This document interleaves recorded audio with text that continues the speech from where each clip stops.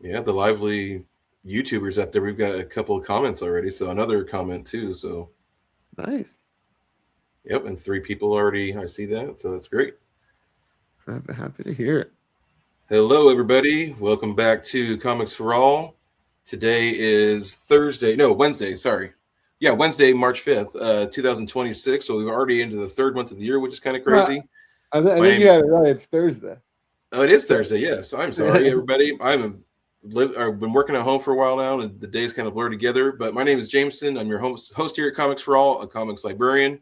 This is Comics for All, where comics, creativity, and community all connect. As part of our weekly Ink and Insight segment, we get to interview comic creators from all over the place. And today we have the wonderful AC Medina. So, AC, thank you taking time out of your schedule to join us. It's great to see you. absolutely no. Thanks for having me. It's a lot of fun. I was already talking your ear off, so I guess we'll just keep it going, right? That's right. So, as a reader centric channel, the first question I like to ask everybody who comes on is what hooked you into comics as a reader? What series, characters, books, whatever they were? Oh man, so I thought about this one because not to knock anyone, but this is like whenever writers talk about doing a lot of podcasts, because I don't know how many podcasts I've done by now. I love doing them, but you're always like, I don't want to answer the same thing always. So I was really Right. legitimately thinking about this one because I feel like anyone in my age group, we got into this stuff first through the animated stuff, and then we jumped into and you go from the rabbit hole there, and however deep you end up, you go. But I do think video games were a big part. Oh, So yeah. I think the Marvel versus Capcom 2 is a game that really like solidified like not just that I love superheroes, but like they're gonna be like a big part of my personality going forward. However many years life gives me, I feel like playing that game and the first time in the arcade really solidified it from there. And so like I think from there I find your usual your X-Men, your Spider-Man. Big credit to Ultimate Spider-Man. I think that's one of my Oh, first yeah. series that really like hooked me. But like the one that was like a gospel to me growing up was Invincible. It Yep. was, and it was hard because there weren't many people my age who were into Invincible. I turned 32 yesterday, and growing up, the Invincible fans were like me and people that had no interest in talking to some random little tween kid. And Right. it was like and that inability to be able to talk about it sort of just made it my like obsession. And growing up from there, like that, I would say Invincible was my first series where I just I grew up with it. You know what I mean? Everyone, a lot of people grew up with the original Spider-Man run, so that makes Spider-Man their favorite. I Right. I feel like I grew up alongside Mark, and really it from there I started doing a lot of digging because like a big deal was that Invincible was easier for me to attach to because big two books back then were more, and they still are now for my personal readership. Is I attach myself more to characters than like a whole universe because I can Yeah. only keep up with so much, and I love it. I love having my friends who are like know all everything about every single universe, but I attach myself to characters. So Invincible gave me that, and from there I learned that this isn't the normal for comics. This is an Mm-hmm. independent creator owned book. What does creator owned mean? And from there I learned about Image. I get into Vertigo's history. I give a lot of credit to Scalped by Jason Aaron as one of my like Oh, yeah. that kind of got me into writing them. I was like, from there, I was just obsessed. I like creator owned always had me since I was a reader, and even as a creator now, I've been fortunate to have 10 years of doing this as a creator owned focus writer, and I think that's been with me since the beginning. I've always been attached to the I guess the more independent visions. Love that. And you kind of touched on it for a little bit there, but when did you have the realization for yourself that you wanted to be, creative and part of the comics community? Okay. So I don't know initially when, but there's like this old documentary on like History Channel. It's maybe like it's I think it's called The History of Comic Books. Stan Lee is like the documentary guy that like they keep cutting to in between stuff. And it goes through the entire history, and I think it ends right with the Image guys. Okay. And not to be confused with the really good AMC one from a few years back. This is much older. This is like because I was still in high school when it came out. And I remember watching it at night and hearing the Image story felt so like rebellious and cool. And like I'm not afraid to admit that like seeking cool stuff is very much a motivator. And I just something just felt so awesome because I was like, man, I the idea that like a group of guys could just a group of creators could just get in the room, come up with a character, just come up with a splash just design of them and be like, hey, let's give them a whole world. I just wanted to do that. I want to do that really bad. I think it career choice wise, like to make a legitimate run for it, I think the big fork in the road was eventually game design or writing comic books. Mm-hmm. I made the choice of writing comics because it just I wanted to be in control as fast as possible. And there's way too much ladders to climb in every industry, and I couldn't see myself, no knock to it really. I think it's awesome. Anyone that gets paid in a stable format to working creatively, more power to you. That's so awesome. Yes. But I just I could never imagine being like working on something just not that I wasn't creating. So comic books gave you an easy entry because it was, as arrogant as it sounds, I was 20 at the time when I made my first book. I was just like, oh, I just have to write one. That's so easy. I was like, oh, it just has to be good. I can do that. And that entry of that barrier to entry that comics has, which is true. If you want to write a comic book, all you need to do is write it. Make one. Just do it. And I think that's what ultimately made me choose comics. There's, I just had to sit down, write the script, get an artist. I have your budget ready. Just make sure you have your budget. If you're starting out, and that was it. Yes, love hearing that. I know not everybody, in the creative has the free time to read comics on their own, but if you hadn't had any free time, what's a comic you've read, either major, indie, or both, that's kind of stuck with you? Oh, I love comic books. I become a bigger fan of them the more I write them. I think the more I write them now, the more I'm just like, hey, I hope everyone got paid and had a good time making them. It's really hard for me to sit there and be like, well, obviously there's some comics made in a not great spirits that you can easily knock. So it's kind of hard for me to say what I'm not liking. But if I had to pick like one recent right now, shout out to Dork. Dork's is awesome. Yep. I'm Image is always doing well, but right now there is just like an era happening. There are just books left and right. I'm having a blast with everything they're putting out right now. But I definitely my most recent one that just inspired me is Dork. I think that's a great book. Love hearing about that as well. And if you haven't heard about it, it's definitely in the news right now. So go ahead and check it out if your local comic store has it. In addition, I did put the Kickstarter link in the chat for everybody out there. So we'll be talking about that here in just a minute. But if you have any questions for AC while we're here, go ahead and put them in the chat and we'll get them the questions to him here in just a moment. For AC, for viewers out there who haven't met you before or come across your work, how do you describe what you get to do in the comics world? Oh, man, that is... Honestly, like 70% of it is just shouting how much I love comics and how cool it is. There's nothing wrong with that. I'm very fortunate that there's a number of just amazing artists out there that I've enjoyed. The madness that's come out of me. So they've had I've been very fortunate. How to describe? I guess like my stuff. I never wanted to be bounded by genre. That like and that sounds like a lot more, it's more just because I can't, my ideas are what they are. They're, sometimes it's a horror idea, sometimes it's a sci-fi, then a lot of times it's just a comedy. And I think one of my biggest I would say critique's a strong word, but just something I wish comics in general had was more genres, more welcoming.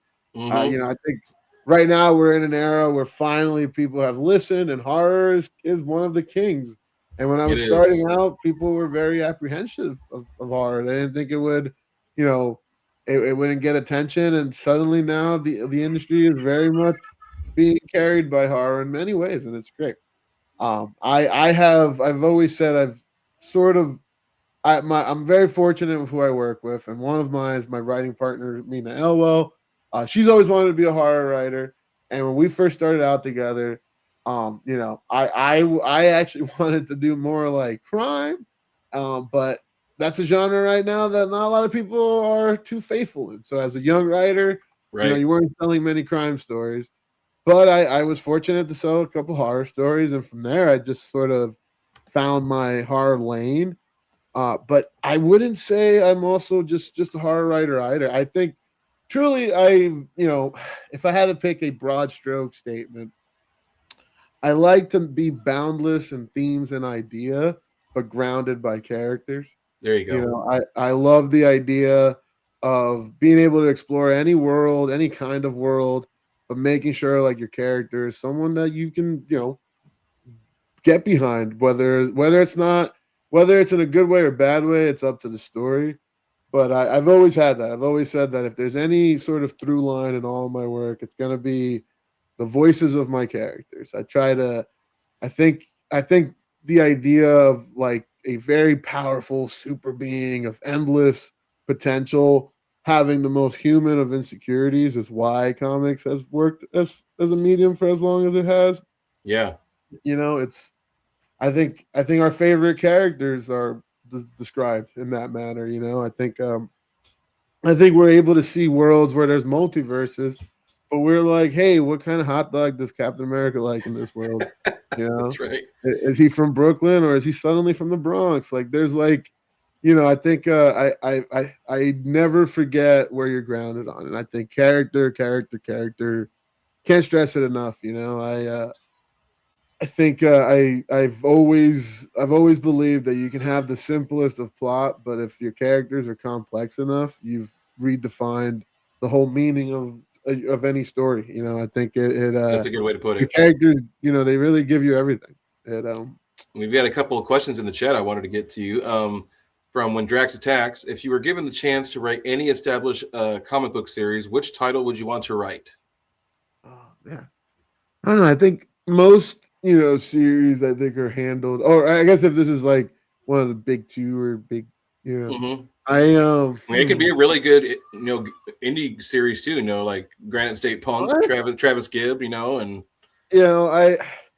I've always said if and I think now he's doing it, but he's handling it all himself, which more power to him. But I would love nothing more than to write some stories in the Invincible universe. there you I go. think I think there's a world out there where I'm bold enough to believe that you're gonna see an Alan the Alien issue 1, issue 3, issue 4. I think people would read it. I think Yeah. I would love to work there. I think that would be an I think it's awesome just a matter of universe. time until they do some anthology work. I think it's just a matter of time. I think the people want it. It's great. Like I said, I can talk Invincible as much as I can talk my career, and I'm still very much a super fan in it, and I like I love fighting games, and it's got a fighting game coming out, and seeing so many people hyped for Powerplex, like that's awesome. Oh, yeah. Give me I'd write a story in the Invincible universe in a heartbeat. Perfect. And we got another question from Heathen Witchery. Tell us about your favorite horror movie and if it influenced your most recent work. Did it influence Deadhead at all? My favorite horror movie. Okay. Well, I am a big John Carpenter fan.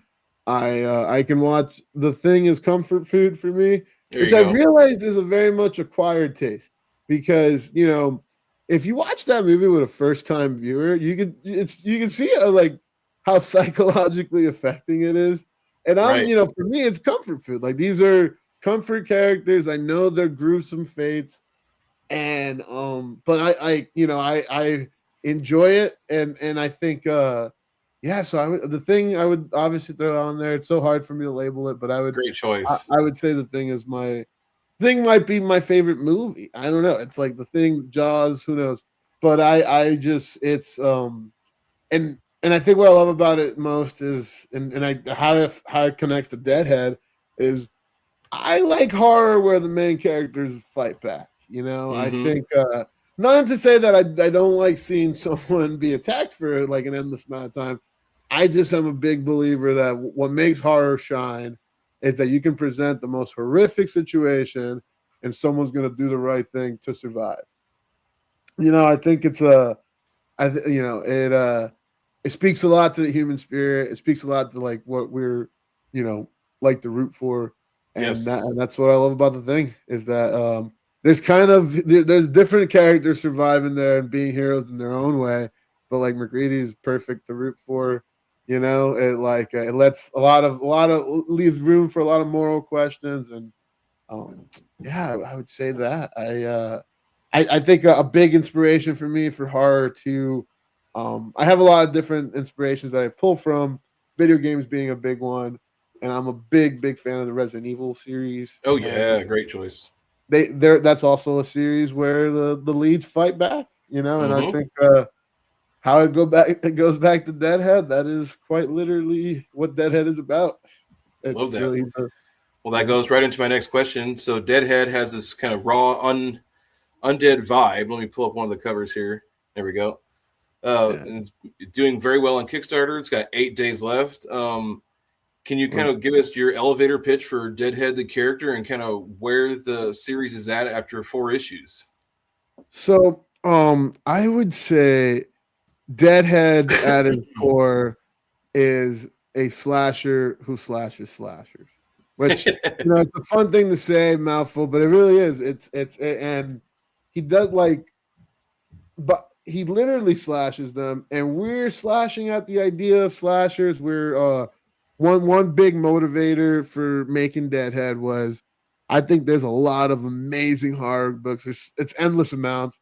I think there's so many good slasher horror books out there. Like I can name so many. Shout out to Slasher's Apprentice by Mad Cave. Yep, Great that's a book. good one. Um, you know, but I like one thing I have noticed is, and you know, this isn't a knock or anything, but one thing I've noticed is that a lot of slasher books are more focused, inspired by slasher movies, and that's great and all, and I love that. But I really wanted to make a slasher story that was inspired by a specific kind of comic book vibe, you know, which is There you a go. you know, I wanted to say like, you know, some of my favorite comic books are loud, you know, they're very in your face. They're like the kind of book that like I would get in trouble for reading it when I was in fifth grade, you know, but Mm-hmm. like and I do think there is a sort of there's like a formative experience there. Not that I'm saying don't read books against your parents' wishes, kids. Please don't. I'm not Right. encouraging that, but I'm just saying there is a specific energy that I just wanted to see if I still had in me as a writer. With Mm-hmm. Deadhead, I started thinking of the story entering before I turned 30. So I was like, wanted to see, you know, Deadhead has a lot of the same structure as my first book, Elasticator, which had a lot of more of this like you know, it's your first book you're writing, so you're like you're breaking every rule because you think you wrote every rule, and Mm-hmm. you know as much as I'm happy that I have learned and grown from that, I still appreciated the energy of it, and I wanted to tap into that, see if I could still have it. And Deadhead was that, you know, Deadhead. He is he finds out that he is the bottom of the most bottom cogs in a giant machine, but in Mm-hmm. one full swoop, he has slashed that machine in half. And now he has to go from the top back to the bottom if he chooses. It really is. It takes dismantling the machine head on, and Got it. that's what he does. You know, he's the he slashes back, and he's the slasher's slasher. Now, here's a fun, creative twist question. If you could resurrect one canceled comic character and put it in Deadhead's world, who and why? Oh man, canceled. And when Dax attacks, we will get to your question here in just a moment. I can't think of canceled character. It could be something Oh, public domain. It could be something from another horror series. oh, okay. It could be like Um, Erica Slaughter, from Something Is Killing the Children. oh man, that's Uh-huh. one that'd be an That amazing actually would be fun concept. because it's in that slasher realm. Yeah, and I love that series.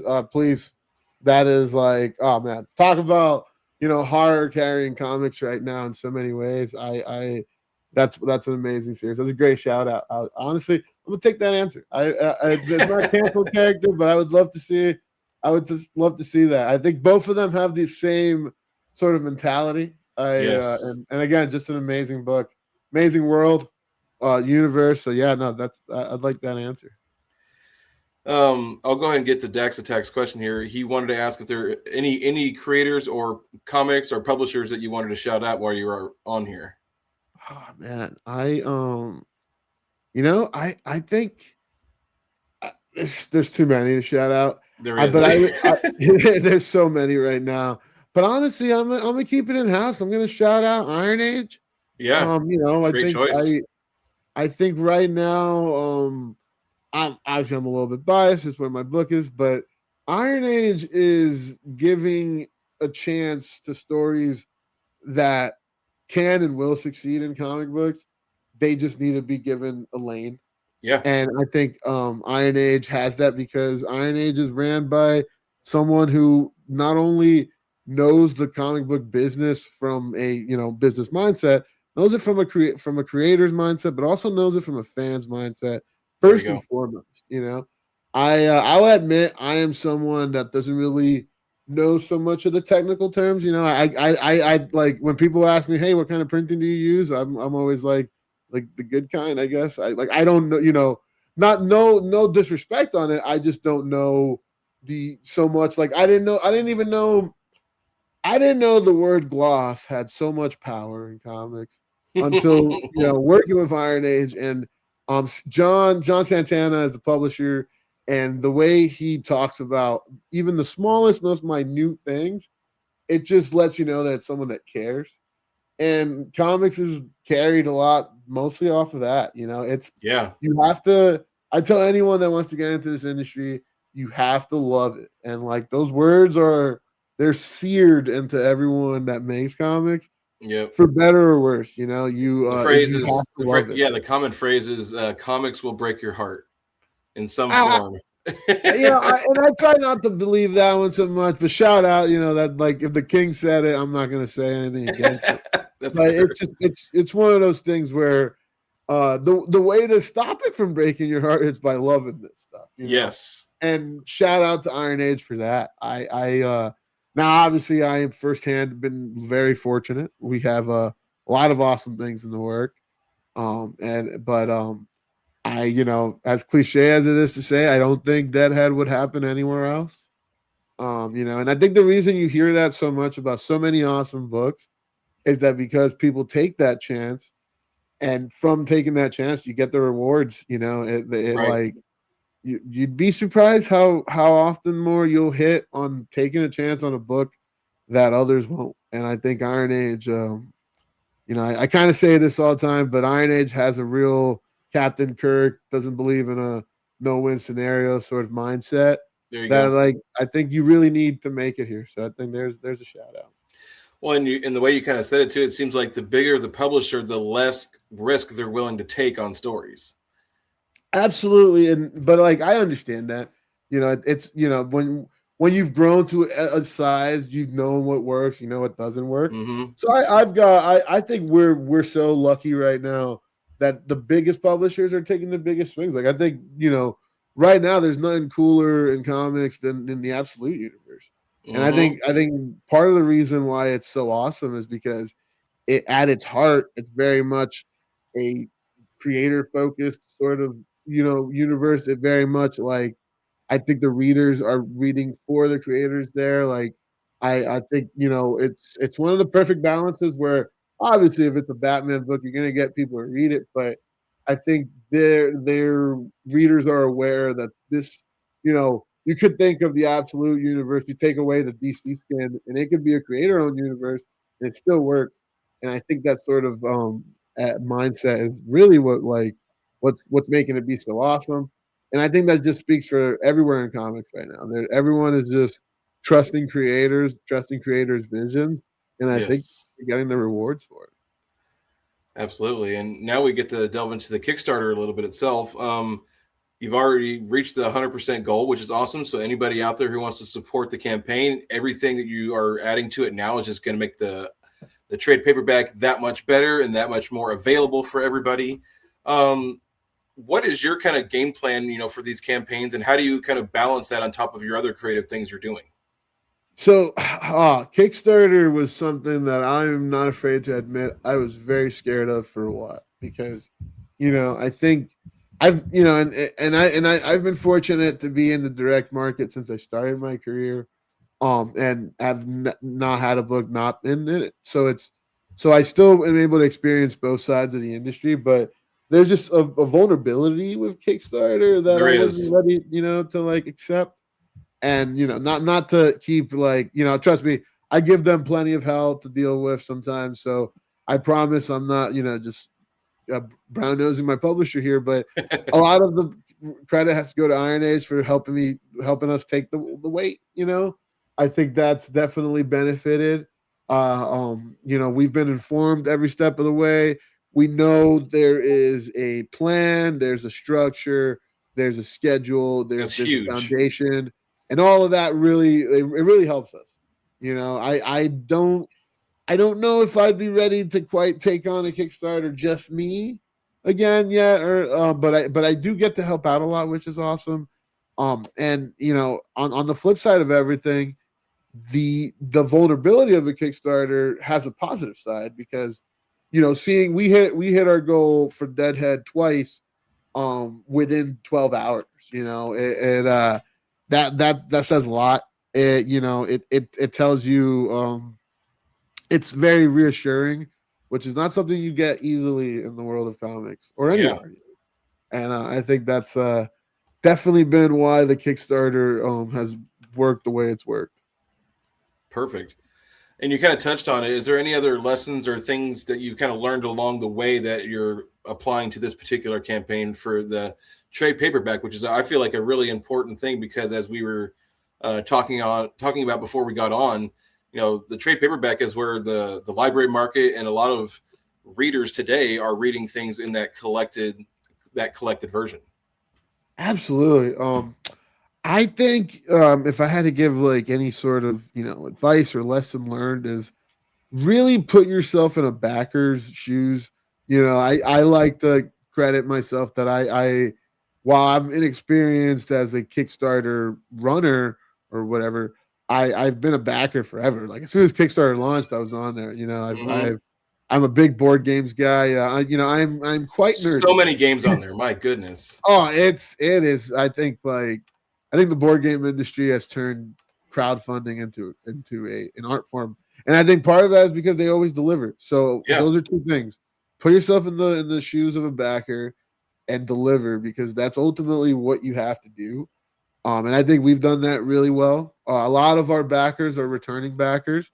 A lot Mm-hmm. of our comments have been people who are like, "Hey, man, last time I got the big package, and I'm getting even a bigger package this time because Love of that. the rewards," and that's what you want. So I think just put yourself, again, like credit here. You can see in the profile, John has backed a lot of Kickstarters, so Mm-hmm. he knows what it feels like to be in the shoes of a backer, and so do I, and that's really helped us, know that like we know that what we're delivering is what we would want delivered if we got something, and we like to think we have good taste, so That's right. been a big benefit.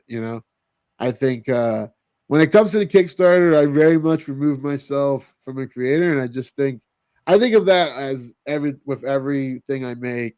I do think it's unfair to just view art as something that has to just be merited by obtuse art opinion. I think Yeah. I think there's treating something like a product is not a dirty word at all, especially with comics. I think one of the big reasons we are succeeding right now is that we live in an age where a tangible good that we can hold in our hand feels a lot better than like, throwing money into an abyss and just getting back like a digital file. Yeah, it Nothing has against digital value. reading, but there is value. There's, and that's something that I've definitely learned running a campaign is, try and think of your trade not just as, a good way to package how to read a story. Think of it as like a good thing to buy. Think of it as like a present that once you read it changes you forever. And I think there's a lot of art merit to treating it as a good that you want to pay for. So. That's right. And you kind of touched on it. I feel like the crowdfunding campaigns give people and the public a sense of kind of participation or a sense of autonomy that they're helping bringing this project to life, even if they're not necessarily, providing anything to the actual production of the book, but they're actually, they gives them that sense of participation, or they're being part Absolutely. of the creative endeavor. Oh yeah, there's. I think all the attachment is rightfully earned. I look at it that way. I think all the original. We've been fortunate to have success in the direct market as well as Kickstarter. But I Nice. think all the original Kickstarter backers, they're always going to be the reason Deadhead exists. I think as Deadhead's future gets planned and we move towards the future, the Kickstarter backers are always going to be considered in their own layer of consideration. It's not so much like a special treatment sort of deal, but it's like you said, if you're a Kickstarter backer, you are there from a different floor than others. Just as if it's we love you all. If you have us on your pull list, you're a part of something special. We like to not only just deliver something that you can enjoy. We want people to enjoy the ride with us. I That's think right. there's like I think right now with books like Deadhead, there's such a malleability, not just from the creative side but from the fandom side. You can be Hmm. here. You're like, who are these characters? Let's grow with them. Let's see how they let's see what goals they have. Let's see what challenges they're going to face. Let's see what failures they're going to have. That and I think that energy, it starts in the campaign and it follows you as a reader. That's right. So if you want to talk here for a couple minutes, kind of some of the rewards and maybe even some of the limited or unique items that are part of the campaign that people can get a hold of. Absolutely. My personal favorite is the Prime Cuts cover C. Yeah, It's we pull gonna that up. look so cool. It's like I like I said, I'm not the greatest at knowing the technical side of production, but it's gonna be really cool, and it's gonna like have like a shiny effect. I'm not like writing this as I should, but I definitely think it's gonna be my favorite one. It's one that I got extras of because I just want to hold it.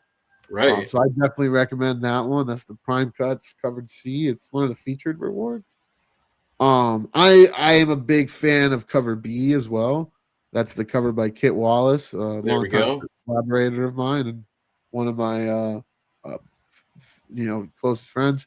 I obviously the physical catch up is great too. You get all the issues that have been printed so far. You get all caught up. I think that's a great value. Yeah, it is. Yeah, Iron Age Horror Collection. I've been fortunate to work on I believe three of those books, and they're just amazing. All the other books are also equally as amazing, and I think that really gives you. I think like there's so much to go through in just that one collection that I think it's definitely worth checking out. And then there's the obviously if you want everything, the Mega Dead Everything bundle I think is awesome. Oh yeah, I That saw that that too. that's one that we've gotten a lot of returning backers for, which just feels great. And a lot of these issues are, they're getting up there in exclusivity. I rumor has it there's a potential shortage of printing. So if you want something very exclusive, go for it.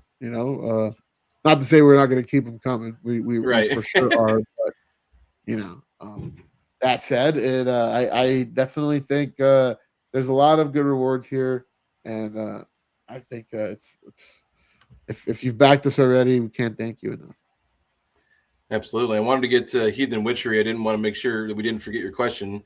When this is for AC, obviously. Would you ever consider writing a comic in a romantic genre, appeal to that demographic since romanticy is popular right now? Absolutely, and I hope comics has more openings for the Yes. romance genre. I think we're leaving a lot I think you're going of to see that genre explode in the next two to 3 years. yeah, and it goes so well with horror. So fingers crossed. It's definitely a genre I want to dip my toes in because it's definitely fun. So I'm not there. It's hard pressed to find a certain genre that I really don't have a story in, but I definitely think that's one that's underserved, and that should be remedied ASAP. Right. But, One of my favorite subgenres is cosmic horror. I love the combination of horror oh yeah, and space, and there's so many things you can do with it too. And this is kind of a question that kind of pairs into the fun creativity side. For Deadhead, have you thought about a soundtrack or a playlist and kind of like what artists or songs you would put on it to pair with the comic? oh there's so many, but you got to go with the staple and classic. So any sort of rage, any it's like Oh you put yeah, any sort of Rage Against the Machine, it's gonna go well with Deadhead. I also think there's just any sort of fighting the system, tearing it down. It really is just what Deadhead is. Deadhead is a story where the amp is on from page one and it won't be off until the last page. that's right. And where we I like music is something that like it's very important to the creative process, especially rhythm. I think comics has a rhythm to it. I think artists have a rhythm to their art that Yes. each one is very unique. And this is a book that we for sure, Gabriel and I, Barlow, Dave. I'm just very fortunate. This crew is they're amazing. I truly am the backup singer to stars, and or maybe like I'm the hype man that's like kind of there. They're just amazing, and one thing that they all have is a rhythm that they all get it. I think if we were all a band, I think they all know exactly when to come into the jam and when to come out of it. Hmm. And I Deadhead is a book that only works with the team that we've assembled. I think there's just something that we all get. And there's been we've been fortunate to have two great letterers, and yeah, we've been fortunate to have Barlow and Gabriel have not only just known each other for a long time, but they've worked together a long time. And That's I great. would say it all lends to that rhythm that we have with our pages. Everyone knows when to pick up for the other, and it's just I think the musical vibe is there. I think we have a lot of music that makes you want to break stuff. I think is Right. which is definitely an artistic genre that like that's an ideal. So I would say rage for sure. And I thought just a kind of a cool concept, and maybe there's people doing this out there where you have like in the back, maybe the back of the comic, you have a QR code that actually goes to a playlist that pairs with, the said Oh, comic. I feel like that would be a kind of a cool idea. that'd be really fun. That'd be fun for sure. And we've absolutely. I'll definitely talk to the guys about that because I'm just curious to see. We hang out and talk all the time, but I've not asked like what song are you listening to. Yeah, Always that'd be just kind of fun. assumed by whatever songs we use on Instagram or something. Right? Because you got to pick the audio. So Yeah. we're getting to our closing section, but still plenty of questions left for yourself, AC. How do you engage with readers and the fans, either online or at conventions? And can you share a memorable experience you've had where someone came with all your work and wanted to get it signed, or they give you a different perspective on your own work, or something along those lines? So I'm gonna shout out to a recent signing I had at the Geekery in New Jersey, Great where name. it was Deadhead. Like I said, was a book that I was just, do I still have this in me? Not Hmm. not necessarily writing, but this kind of story in um and seeing the in-person reaction to it, which they were all fans who had pre-ordered on their own. They like some had picked up copies at the signing, but most of the signing were already established readers. And Yes. while I've had that before, with Deadhead, it was just like a perfect time sort of reminder that you have no idea how many different people are reading your books and why You that's really like don't. something, you should consider that everyone is picking up your book. And I've been very happy to see the reception be hit so many different crews. I think right now, while it's impossible to pick one sort of social media that works, I've never been good at social media. I don't think I ever will be, unfortunately. I just like there is definitely a talent to it. I don't have it in me. I like to interact with fans like I interacted with them as a fan. I Yes. love hearing whatever you're into right now. Like I love that. I think and there's been a lot of times at tables where people are just there, and I'm like, they're not even buying whatever I'm selling. We've just been talking about Resident Evil for the past 2 hours. Yes. I think that's the benefit. I think like Making the those connections. absolutely, and I think the secret goal with this career has always been to talk about nerd stuff indefinitely. That's And I fair. think that's my favorite part. I think, and it's something that never changes. I don't think, I don't. I think the fans are gonna always talk about the same thing. Like Hmm. there's that classic scene in Mallrats where like Stan Lee tells Jason Lee's character he's got an obsession with the thing, and I think like I think that sort of weird nerd focusing on just like, hey, what kind of shoes does this guy wear? I think that sort of nerd focus is going to always exist. I think you can cut to the 80s, you can cut to the future, you can cut to the early 2000s, and there's always going to be some comic book nerd wondering what's Cyclops' favorite band. Like Right. it. I think stuff like that should always be talked about.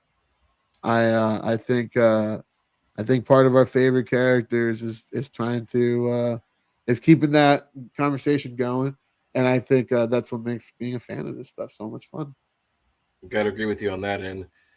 Speaking of appearances, can you tell us about any upcoming convention appearances you have for yourself or conventions you're going to attend as a fan? So tentatively, might be at C2E. I'm not exactly sure yet. I've been waiting to I'm waiting on a bunch of new releases to go to shows, but I will for sure be at Heroes Con. Like I was telling you earlier, I'm going to be at ALA for the first time this year, which I'm Yes. excited for. It's a Uh, great show. If no one's ever been, the general public can go. I think it's like $30 to get like an exhibit hall pass or something. So yeah, it's going to be in Chicago. So if you're in Chicago late June, early July, feel free to come on down. absolutely. So, very excited for that. Yeah, and then stay tuned. Suddenly con schedules go from empty to full real fast. Thank you very much so. It's been a bit of a rocky year, so I've been avoiding travel as much as possible. I I really enjoy being home writing, but definitely can't wait to hit the con circuits, see fans. We're especially after the trade. I think I'm excited to see how the conversation will change, and yeah. Very much so.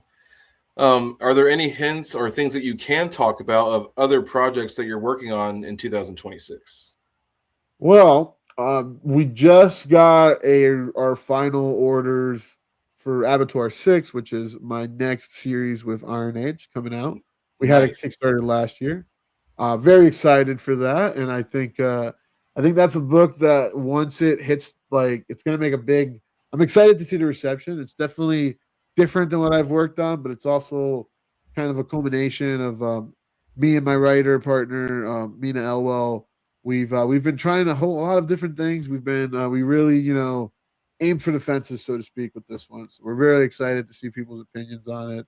See the art's amazing. We've been very fortunate to work with just again an amazing team, and I can't wait to share it with the world. Perfect. Let's hearing about that. I know you said you're not a huge social media person, but where can people follow you online and see what you're working on? So I've been lucky enough to grab at A_C_Medina everywhere.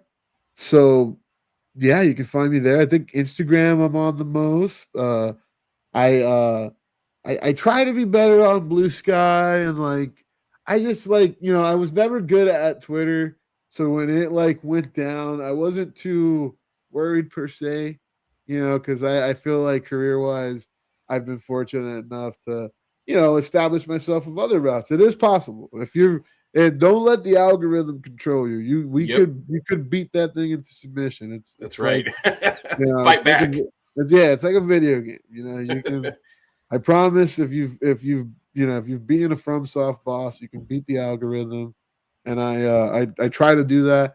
It's no knock. I think it's awesome that social media lets us connect. It lets us, and in theory it should be great. In execution, it's not. Yep, it's I think challenging. it's difficult, right? So that's and it's had an energy that I've never wanted to be a part of. So even in the days where it was going great and everyone was focused on it, and I there were moments of I wouldn't say insecurity, but there was like, okay, if I don't figure this out, let me figure out other routes. So again, Hmm. that's why I got really good at shows, direct shows, talking to retailers. I love talking to retailers. So yeah, you can find me Instagram at underscore at a_c_ Medina. That's me everywhere. Wherever you see this Nice. face, that'll be me. But I would say Instagram is probably my best one right now. That's Excellent. one Yeah. where you can find my work, and a lot, and definitely stay tuned because I've been very fortunate to work on a number of different books, and this year there's a lot of dates that I'm excited for, and I'm very excited for people to see. I can't say anything more about them, but I can definitely say that there's a lot coming, and I'm very excited. As far as Deadhead goes, we are working our way towards our second volume.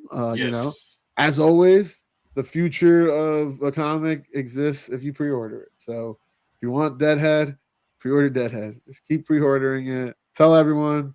Tell your barber. Just if you want Deadhead to exist, you gotta just keep mentioning his name. It's think of any slasher where you gotta summon them to keep them summoned. You gotta keep them pre-ordered. That's right. That's a great way to put it. So my last question for us, AC, is a fun one but an odd one. Do you happen to have a favorite snack or meal as a go-to to power yourself through a couple hours of projects?